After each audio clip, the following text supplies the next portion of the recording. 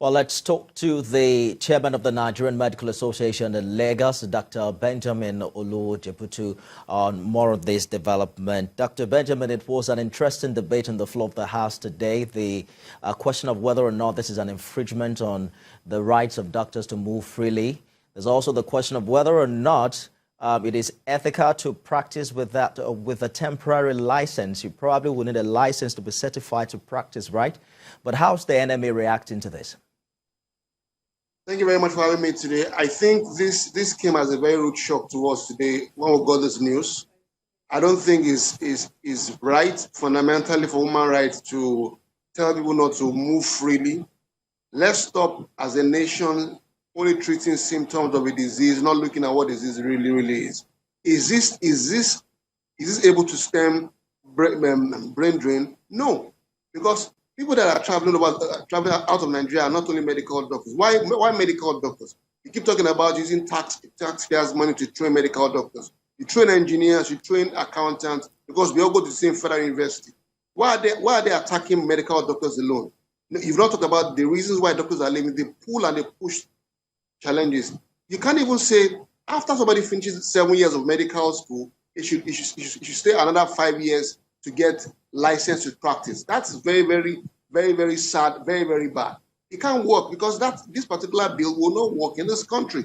It's tantamount to slavery, to enslavement of doctors that even want to stay in Nigeria. What will happen now? People just say since they don't want to practice in Nigeria, I finish my medical school, I write the international exams, and I leave.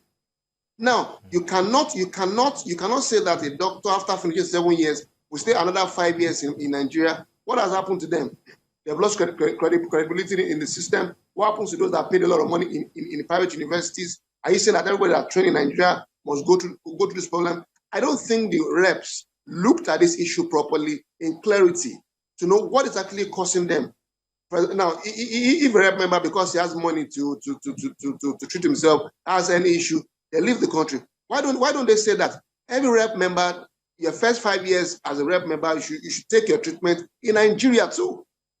Those are the laws that they ought to be passing, not laws affecting the quality of healthcare in Nigeria. They're not talking about. The Speaker of the House did make reference, Dr. Benjamin, to Section 45, subsection 1 of the Constitution, which actually allows you to deviate from your fundamental human rights under certain conditions. But I'd like us to look at the figures here. In 2022, the UK immigration reports showed that 13,609 Nigerian healthcare workers, including doctors, were granted working visas in the past year. The numbers are growing by the day.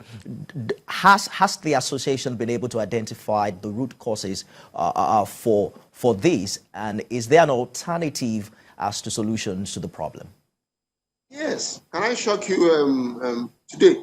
There are some states in this country that have not been paid salaries for months and for years.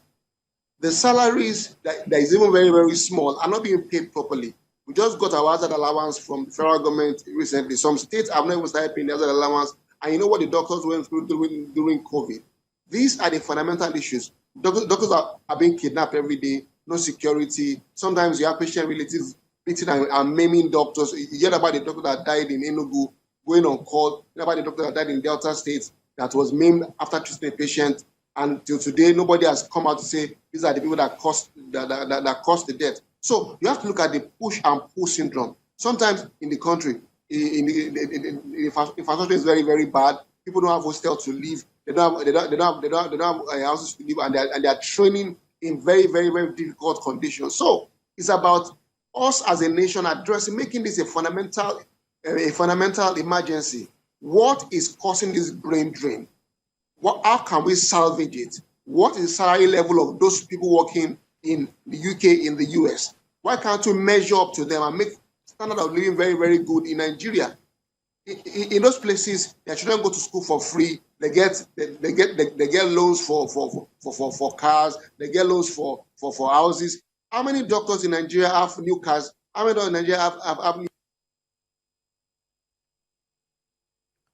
I hear you, Dr. Benjamin. You're saying that there are alternatives to solving this problem. However, this bill has passed a second reading at the House of Reps, and we're following closely how stakeholders are reacting. Dr. Benjamin Jeputu is the chairman of the Nigerian Medical Association, Lagos State Chapter.